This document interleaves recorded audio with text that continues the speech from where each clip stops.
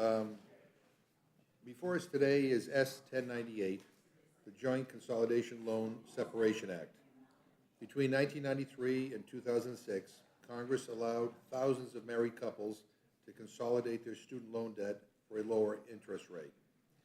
Yet, when the program ended, a major loophole remained. We never created a way to separate the loans in cases of domestic violence, economic abuse, or a partner refusing to pay their fair share.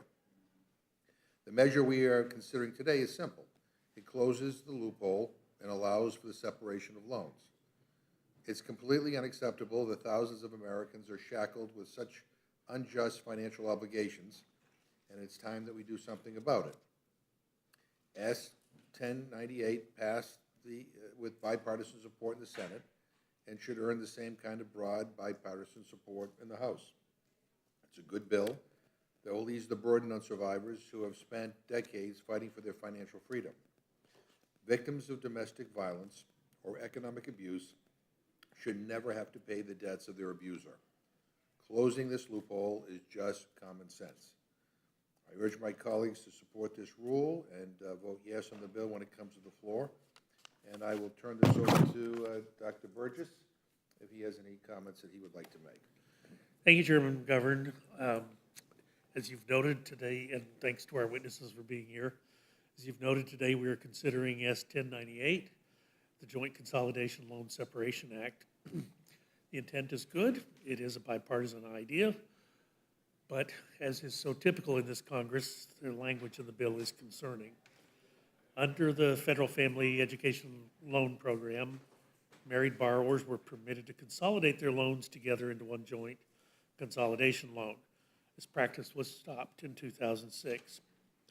Republicans support giving borrowers the choice to separate their consolidated loans, but S 1098 will actually have some unintended consequences. The Department of Education has stated that S 1098 could not be implemented sooner than 12 to 18 months from now. Given the urgency that this committee is displaying in the consideration of this bill today, makes you wonder about that 12 to 18 months as a timeline.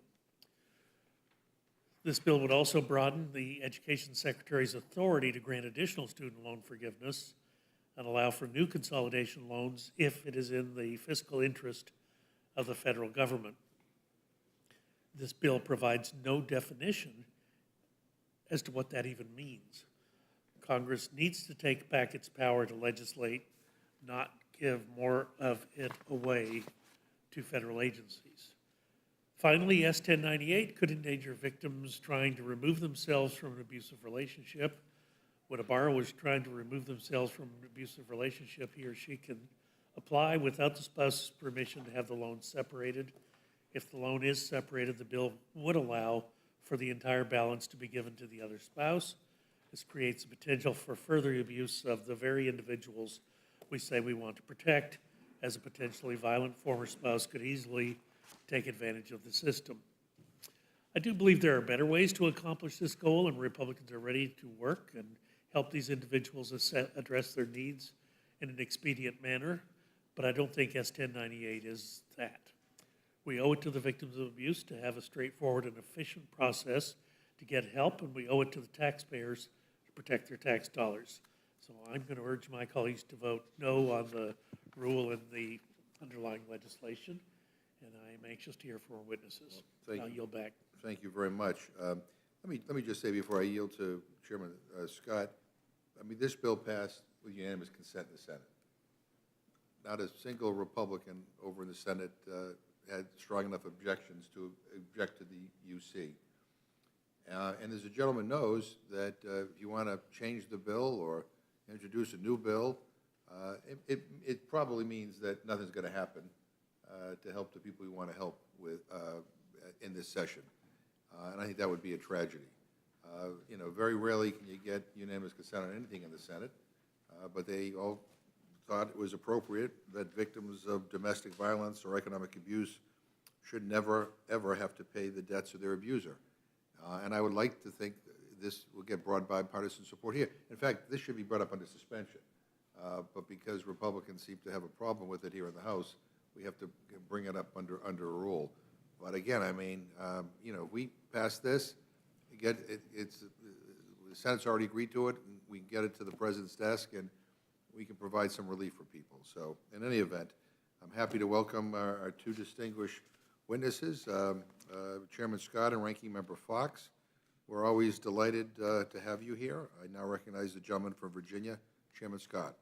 Thank you, Mr. Chairman, members of the committee. I'm pleased to speak to you today on the bipartisan, bicameral Joint Consolidation Loan Separation Act, led in the Senate by my colleague from Virginia, Senator Mark Warner, and led in the House by the gentleman from North Carolina, David Price. Student loans should be providing a pathway to opportunity, not saddle borrowers with a lifetime of burdensome debt, especially if the loans don't even belong to them. Regrettably, many borrowers' financial well-being is made worse by student loans jointly held by their spouses or former spouse. The Joint Consolidation Loan Separation Act would provide much-needed relief for individuals who previously consolidated their student loan debt with their spouse.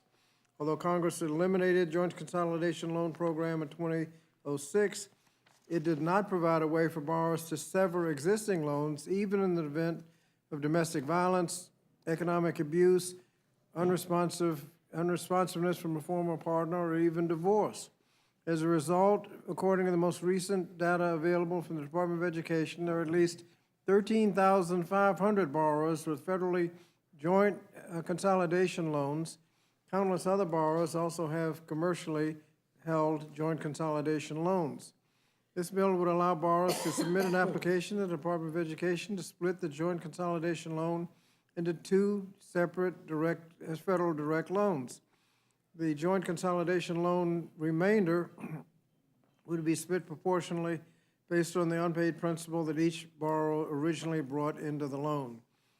The two new federal loans will have the same interest rate as the joint consolidation loan, ensuring borrowers are not saddled with higher interest rates. Importantly, the bill provides a pathway for an individual to apply to separate the debt from a spouse or current spouse, including from a current spouse or former spouse, including in the event of absenteeism, unresponsive spouse, active domestic violence, economic abuse, or other reasons. This bill comes at a critical time as many borrowers seek relief under President Biden's recently announced loan cancellation program. Unfortunately, not all borrowers with joint consolidation loans are currently eligible for relief, even if they meet all other criteria. Simply put, by advancing the Joint Consolidation Loan Separation Act, we're providing borrowers with additional avenues to seek loan relief. While this bill does not solve the student debt crisis, it takes another sensible step to help borrowers sever ties with loans that don't belong to them. We can all agree that no borrower should be forced to pay debts that aren't theirs, especially if it's a debt of an abusive former spouse. Again, I want to thank Senator from Virginia, Senator Warner, and the gentleman from North Carolina, Congressman Price, for their leadership on the bill, and I yield back the balance of my time. Thank you very much, Ranking Member Fox. Thank you, Mr. Chairman. Mr. Chairman, while I and many other Republicans support the intent of S. 1098, the Joint Consolidation Loan Separation Act, the legislation delays support for borrowers who need assistance immediately, cedes more control to the Education Secretary, and fails to protect taxpayers. For these reasons, Republicans hope to offer an amendment that will help borrowers who need to separate their loans urgently, whether it be because of divorce or abuse, without creating a bureaucratic mess or expanding the federal government's foothold on student loans. Though one of the purported goals of S. 1098 is to help borrowers stuck in a joint consolidated loan with an abusive spouse, the bill in its current form could end up doing the opposite. And while the chairman extolled the fact that the bill had passed unanimously from the Senate, my guess is the chairman has on many occasions called the Senate to task for language that is not artfully written, and that's the problem with this bill.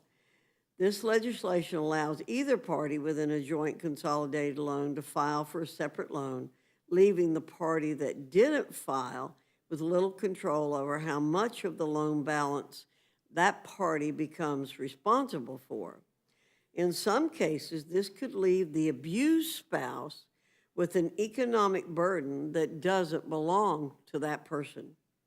This could continue the cycle of abuse we're trying to prevent. We must institute safeguards to ensure this does not happen and to keep this program from being used as retribution.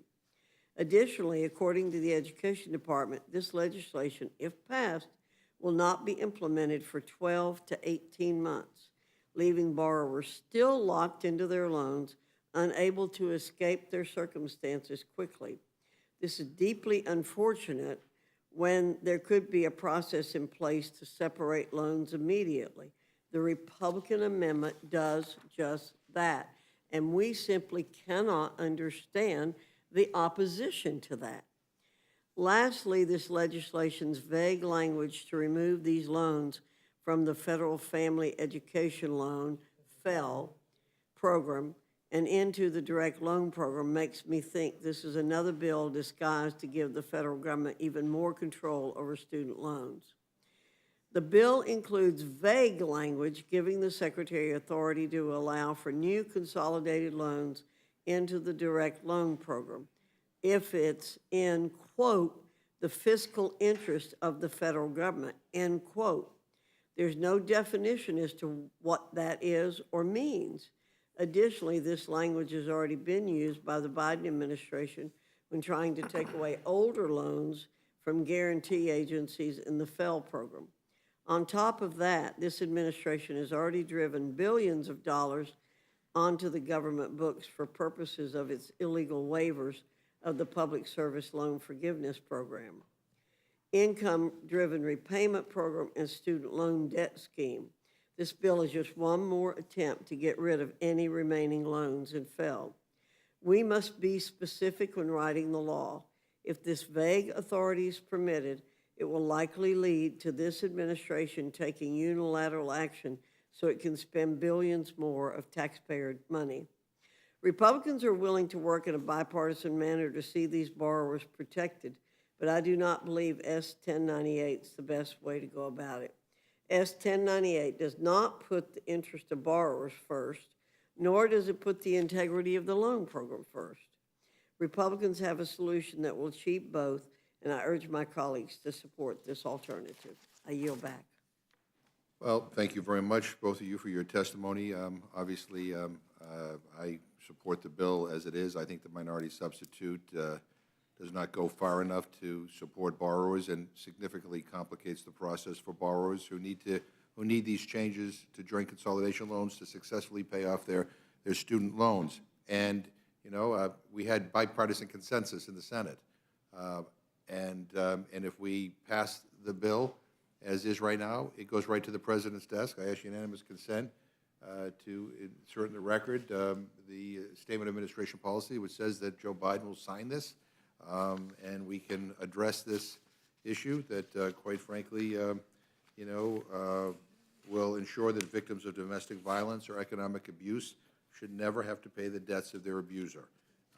And closing this loophole is just common sense. And again, I'm baffled by Republican attempts to just complicate something that should be simple and that we can get it done, knowing that if we add things to this, it'll never see the light of day in this Congress. And by the way, in the Senate, I mean, we have a situation because they were not they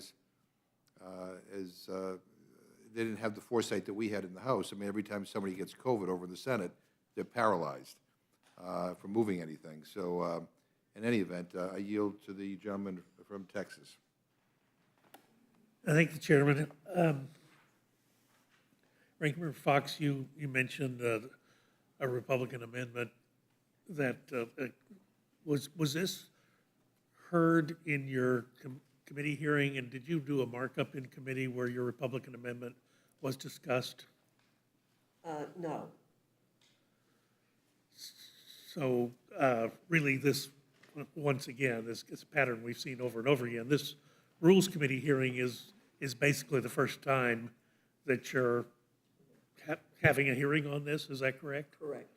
So it seems like there is a genuine feeling that perhaps conceptually this is a good idea, but there are some problems, as you put it. The Senate inartfully drafted what it has sent over to us. We want to fix this problem. But this bill is not going to fix the problem, and that's the simple thing. And just because we've introduced an alternative doesn't mean it should just be ignored. So when you say it doesn't fix the problem, there is obviously the lag time that you and I have both made reference to, 12 to 18 months after it goes down for the signing ceremony next week. There is, the agency is going to take some time to dig through this and develop their rules. Is that correct? Correct.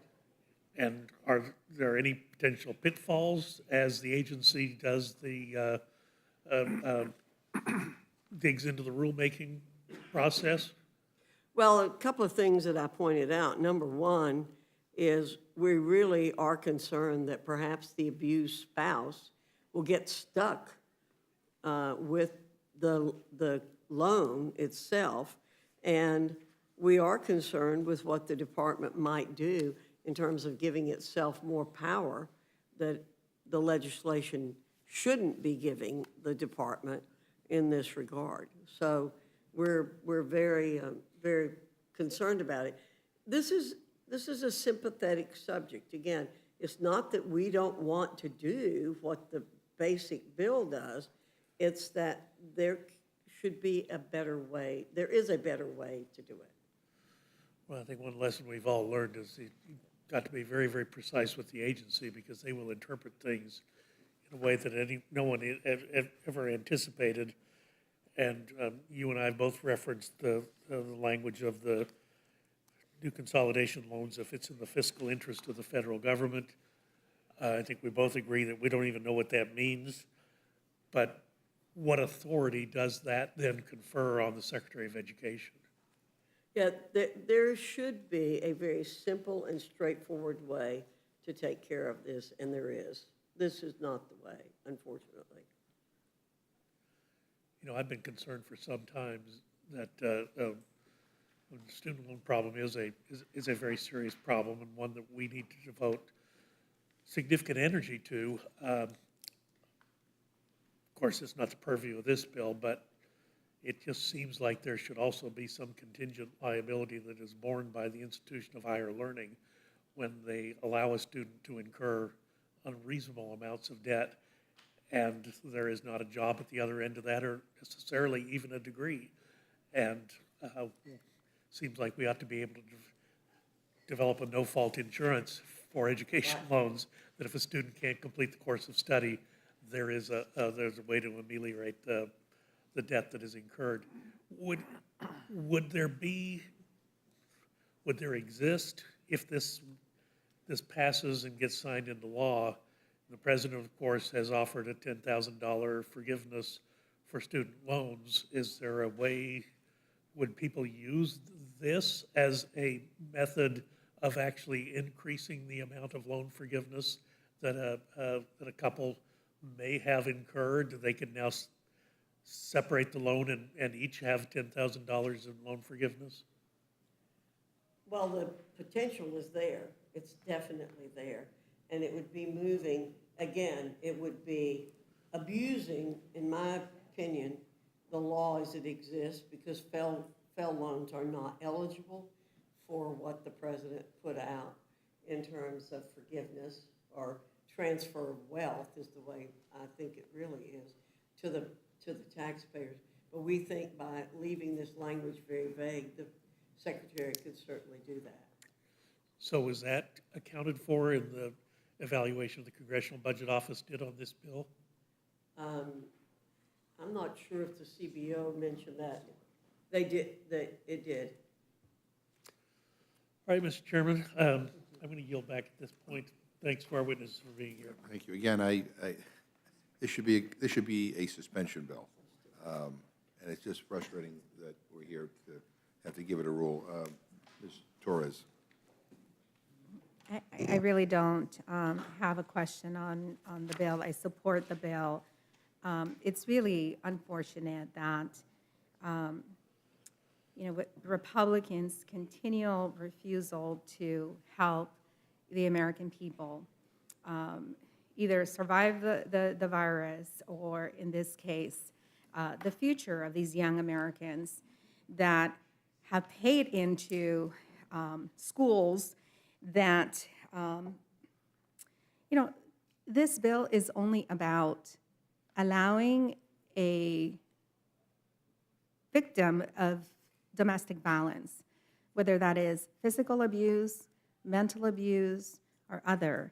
The fact that Republicans can't even come together on this bill really is a telling story of where they are in their priorities to help Americans or help their funders. So with that, I yield back. Mr. Reschenthaler.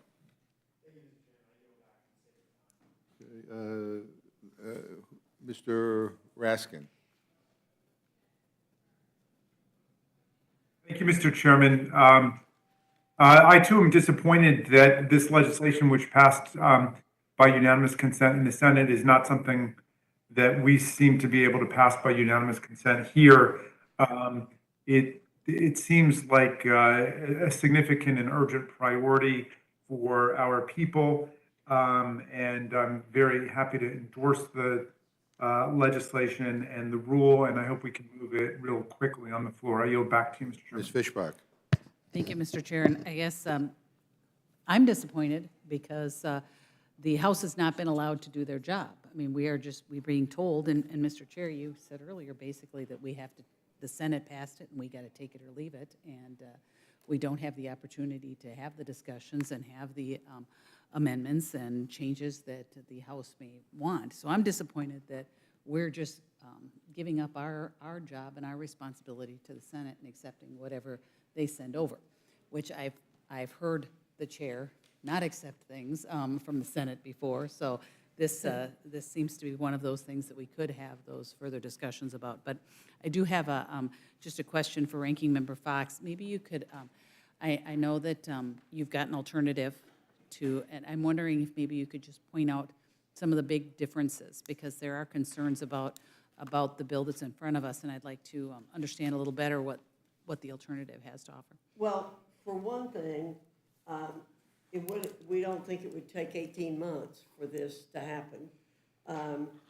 We would protect the spouse that is the abused spouse from being put in a position of having to pay back the loan anyway.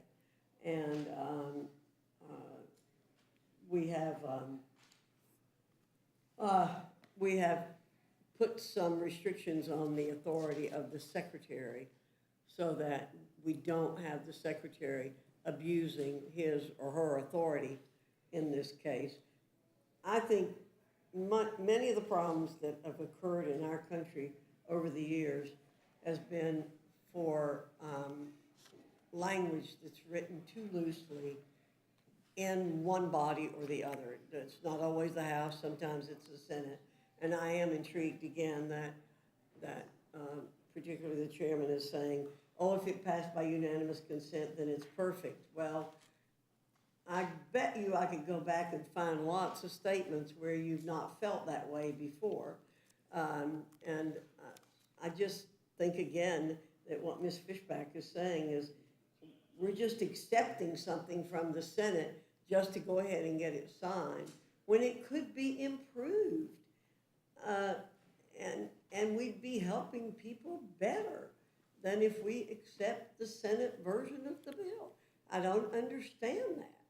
I just don't understand it. And I don't know if I'm going to be around in 2 years or 4 years when this bill gets implemented as it is, but I hope somebody will come to me and say, yep, you were right, and let's get some information to Jim McGovern and to some other people about why this could have been done better and it wasn't done better, and that the victims, the people who are already victims, get victimized again. There's no reason to do that, except that it would take us a little short time to fix this and make it a lot better for the people we're gonna help. The basic idea of the bill, I'll keep saying it over and over and over again, we support that. But let's clean up the language so that it does what you think you want it to do. Thank you very much, and I will just close with, I'm just disappointed that we are relinquishing our responsibility to the Senate and saying, we'll just take what you're sending over, and we're not having the discussions and the potential amendments, and really looking at the information and really considering the bill, and I think Mrs. Fox said, just to get something signed. So with that, I yield back, Mr. Chair. Yeah, well, first of all, I'm sorry the gentlelady is disappointed, but, I mean, this isn't complicated. I mean, I got to be honest with you. I mean, and I think that the gentlelady's amendment is kind of, it makes this more complicated than it needs to be. And this is, I mean, and I think, again, I'm not questioning anybody's intentions, but I think what would happen, and first of all, I don't even think the minority substitute would improve this at all. I think it'll make it worse. But I think what this is all about is finding a way to derail good pieces of legislation that may not be perfect, but will actually help people. And again, I mean, this is not like this major omnibus bill or a tax bill, or this is pretty basic. I mean, and there are some pretty tough Republicans in the Senate who are always looking to object to everything. I mean, they object to lunch, and yet couldn't bring themselves to want to get in between the passage of a bill that, quite frankly, would help people who have been victims of domestic violence, be able to get out of a very difficult situation. So, I mean, give me a break. Ms. Scanlon. Thank you, Mr. Chairman. I look forward to passage of this bill in the House. It's a straightforward bipartisan bill to fix a very straightforward problem that affects a limited number of Americans, but does so in a bipartisan way. And we don't often get the chance to pass through a fix to a problem that is directed as this is. So it's great to see the bill move through Congress, and I'm happy to send it to the President's desk. I yield back. Thank you. Mr. Morelli. Thank you, Mr. Chairman. I'll admit I wasn't really intending to comment on what I thought was a pretty straightforward bill, but I do want to make this point. I note that one of the oft-repeated complaints in the 116th Congress, when we would have bills in front of our committee or about to go to the floor, my colleagues on the other side of the aisle would argue that it was foolish for us to do it because it was never going to pass the Senate, it was never going to be law. So we shouldn't be doing anything unless we were pretty much certain that the bill was going to become signed by the president. I must have heard it 100 times. And I would often think, well, if it was really something that was important to us, where there's substantive differences from the Senate, we should do it because we would want to, not message for political purposes, but just state what our preference and what the importance of what we wanted to do was. But it wasn't without some thought about, well, what is the point of doing this? So now what I'm struck by is how difficult it is to pass a bill that actually has passed the Senate, which would go to the president, which does meaningful things for many, many, many Americans who are stuck in an untenable situation and have been for some time. And I look at the sponsors of the bill here in this House, forgetting about the Senate, which I think, Mr. Chair, you've made a great point, which is it's hard to get the Senate to agree on anything, especially unanimously. So that alone is monumental. But Gregory Murphy, Jamie Herrera Butler, Garrett Graves, I think they're all Republicans. They're sponsors of the bill. So this has bipartisan support in this House. So now you'd think, and I think most people, if there's anybody watching us across America, and I'm kind of hoping for our sake that they're not, because they'd see the strangeness sometimes of this place. You could always have different language. You could always change anything. I was in the state legislature back in New York for 28 years. I don't think there was a single bill that ever passed, and in my 4 years here, a bill that is passed, which you couldn't write some other way, that you couldn't change a word or two, But look and I appreciate institutional prerogatives. We're not doing this just because the Senate's done it. We're doing this because this affects the day-to-day lives of thousands and thousands of Americans who find themselves in extraordinarily difficult situations. So here we have a chance, right in front of us, to do the right thing, to change their lives in immeasurable ways, help them into the future, help them under the most dire of circumstances, where it's already passed the Senate unanimously, and we're going to somehow suggest that this isn't the right thing to do? I see my dear friend and Chair, Mr. Scott, wants to respond to my comment. I'm happy to yield. Thank you. I just want to make a couple of quick points. As has already been pointed out, the amendment is more complicated than the underlying bill, so if whatever complication there is with the underlying bill, we've discussed this with the Department of Education.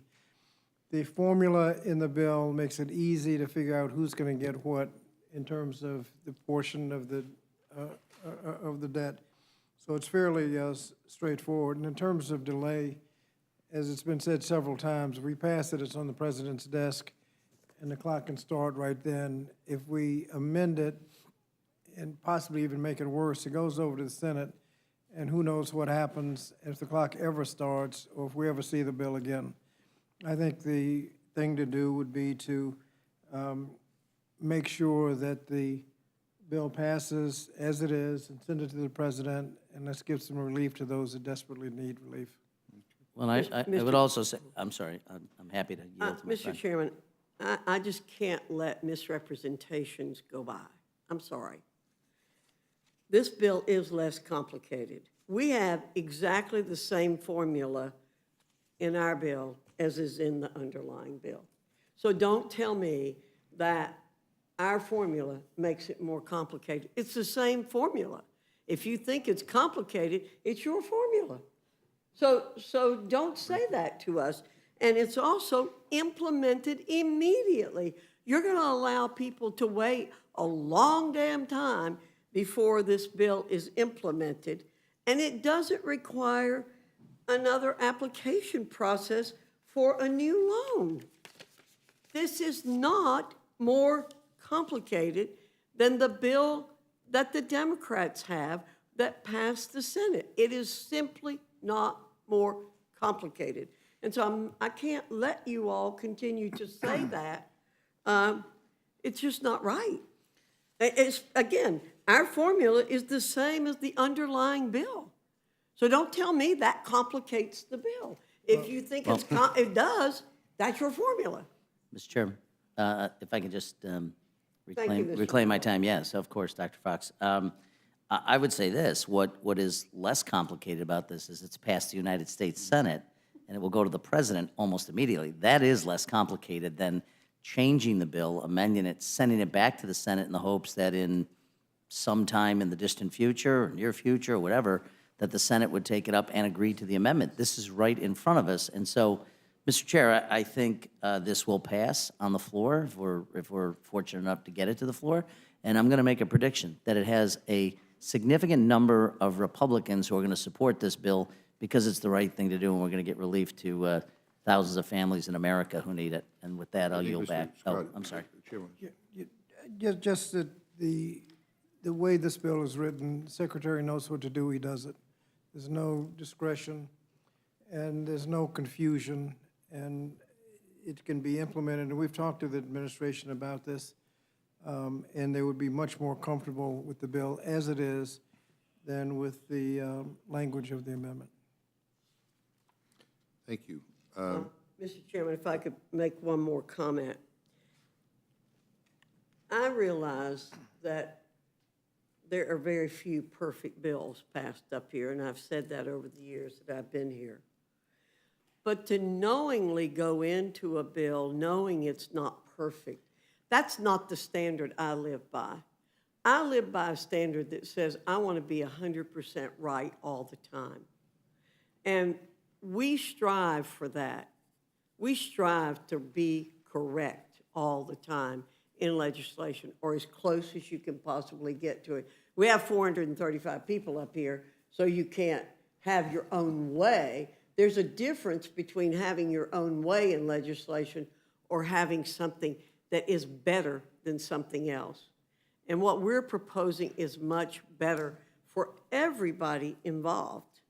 And it's just frustrating to see that. I would tell you, if you were to take the amendment we have offered, I would work as hard as I could possibly work to get that bill passed in the Senate.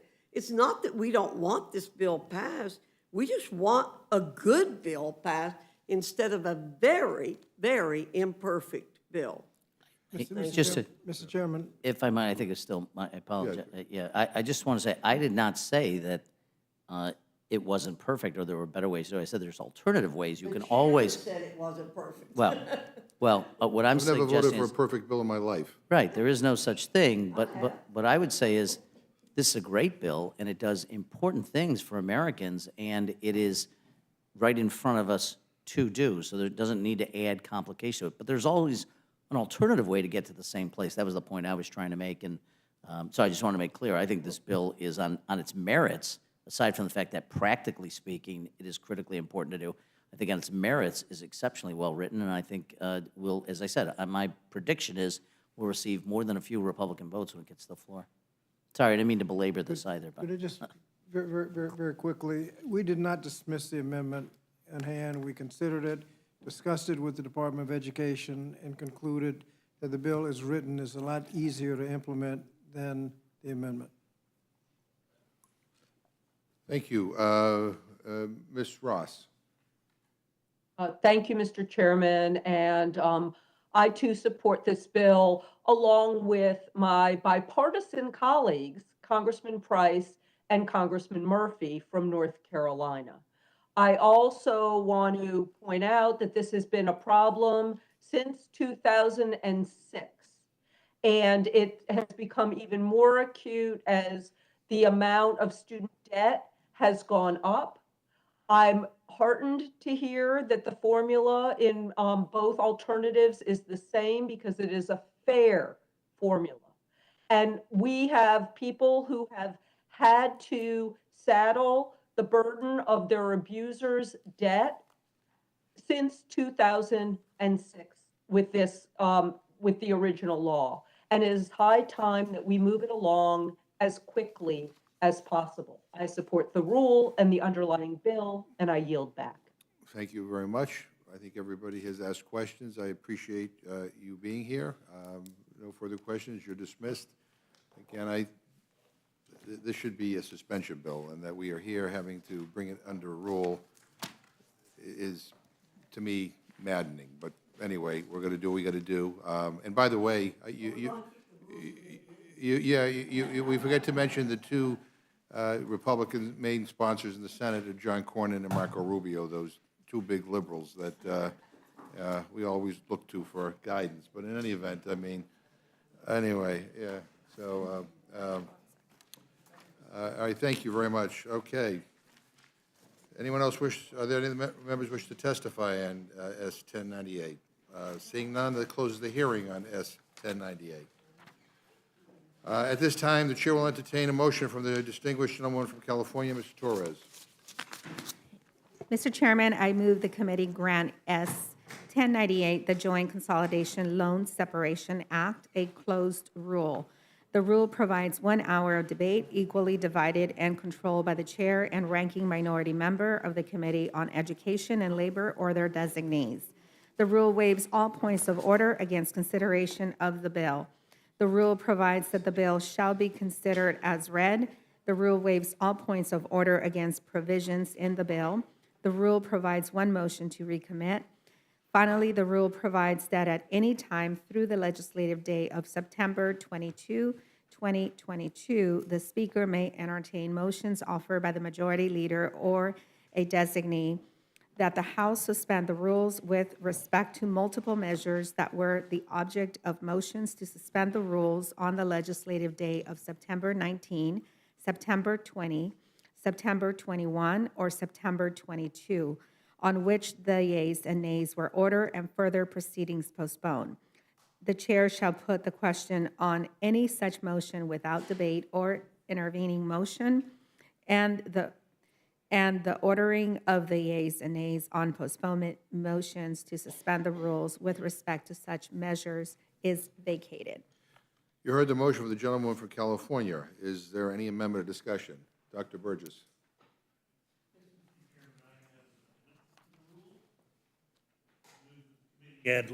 Committee add language to the rule that would eliminate the ability to vote remotely by proxy and eliminate remote committee proceedings. Last night, on a television broadcast, 60 Minutes, President Biden declared unequivocally that the pandemic is over. This is big news. This is wonderful news. Across the nation, Americans are back in the office and children are back in school. But we here in the House, under this speaker, we continue to ignore reality by continuing to use authorities like proxy voting and remote committee proceedings in the name of the pandemic. It's clear proxy voting has been abused by both parties as a matter of convenience, not as a matter of safety. 77 lawmakers have voted remotely on 100 or more of this year's over 400 recorded roll call votes.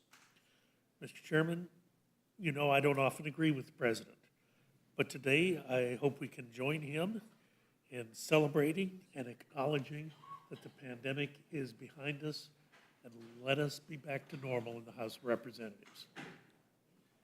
Thank you very much. Let me just say, the president also said that COVID is still with us. And let me just say to anybody in this committee, if you get COVID, please don't come to the committee meeting. Quarantine for 5 days so that you don't spread it to anybody else. And there are people here who are still getting COVID. Those who abuse the proxy system have to answer to their constituents. But if you get test positive for COVID, I'd like you to stay home because I think you have an obligation not to spread it to other people. The other thing is, if you get it and you quarantine, I want you to be able to still participate and represent your constituents, even though I may disagree with the way you vote on matters. And we've seen what's happening in the United States Senate because they haven't adopted some of the flexible procedures we have. When somebody gets COVID over there, they can't move on anything. And so I welcome the advancements that we have made toward moving beyond this pandemic. But as the president said, and I agree with him, COVID is still with us. I want to yield to Mrs. Torres. I think she had a comment. Yes, I just wanted to say that I'm back to wearing a mask, and I tested yesterday, negative. This morning, I went and took a test, but I'm awaiting a test. Unfortunately, I was exposed by a couple of people that tested positive around me, and I do not wish to expose my colleagues if I am positive. I would also like to have the opportunity to continue to do my job as the representative of the 35th Congressional District. So thank you for continuing to do this for those people who may test positive at some point. You heard the gentleman's amendment. Any other comments? If not, the vote is on the Burgess amendment. All those in favor say aye. Aye. Opposed, no. No. Opinion of the chair, the noes have it. And we'd like a roll call. Roll call vote has been requested. Clerk will call the roll. Mrs. Torres. No. Mrs. Torres, no. Mr. Perlmutter. Mr. Raskin. No. Mr. Raskin, no. Ms. Scanlon. No. Ms. Scanlon, no. Mr. Morelli. Mr. Morelli, no. Mr. DeSaulnier. No. Mr. DeSaulnier, no. Ms. Ross. Ross votes no. Ms. Ross, no. Mr. Neguse. Mr. Cole. Mr. Burgess. Votes aye. Mr. Burgess, aye. Mr. Rushenthaler. Aye. Mr. Rushenthaler, aye. Mrs. Fishbach. Aye. Mrs. Fishbach, aye. Mr. Chairman. No. Mr. Chairman, no. Clerk report the total. 3 yeas, 7 nays. Members not agreed to. Further amendments? Mr. Chair? Yes, Ms. Fishbach. Mr. Chair, I have an amendment to the rule. I move that the committee make an order amendment number 1 to S 1098, offered by Ms. Fox of North Carolina. There has been much discussion about Mrs. Fox's alternative proposal. Mr. Chair, S 1098 is right in its intent, but misses the mark when it comes to the actual policy. While Republicans support helping borrowers stuck in joint consolidation loans, including those who are victims of domestic and economic abuse, we support doing so in a way that provides borrowers with consolidation loan relief immediately and protects them against further harm. The underlying bill does not do that. Any bill on loans must also protect taxpayers from the Secretary's possible abuse of authority. The underlying bill does not do that. This Republican alternative does all of those things, as was discussed with Mrs. Fox while she was here. This substitute protects those who need help while also protecting the taxpayer, proving you can have a win-win if you are honest about the intent of the proposal, support this amendment, support victim of abuse, and support the taxpayers. I urge adoption of my motion, and I yield back. Heard the gentleman's amendment. Any discussion? Let me just say, this amendment is about derailing a bill to help victims of domestic abuse. That's what it will do. It will mean that nothing gets done. It'll mean there'll be no relief, and I think that would be a huge mistake. So I would urge a no vote. Vote is now on the Fishbach amendment. All those in favor say aye. Aye. Opposed, say no. No. In the opinion of the chair, opinion of the chair, the noes have it. That's for, if you go ahead. Somebody's asking for a recorded vote, so the clerk will call the roll. Mrs. Torres? No. Mrs. Torres, no. Mr. Perlmutter? Mr. Raskin? No. Mr. Raskin, no. Ms. Scanlon? No. Ms. Scanlon, no. Mr. Morelli? Mr. Morelli, no. Mr. DeSaulnier? No. Mr. DeSaulnier, no. Ms. Ross? No. Ms. Ross, no. Mr. Neguse? Mr. Cole? Mr. Burgess? Mr. Burgess, aye. Mr. Reschenthaler? Mr. Reschenthaler, aye. Mrs. Fishbach? Mrs. Fishbach, aye. Mr. Chairman? No. Mr. Chairman, no. Clerk report the total. 3 yeas, 7 nays. Amendment is not agreed to. Is there any other amendment or discussion? Hearing none, the question is now on the motion offered by the gentlewoman from California. All those in favor will say aye. Aye. Aye. All those opposed say no. No. Opinion of the chair, the ayes overwhelmingly have it, and the motion is agreed to. Roll call vote has been requested. Clerk will call the roll. Mrs. Torres? No.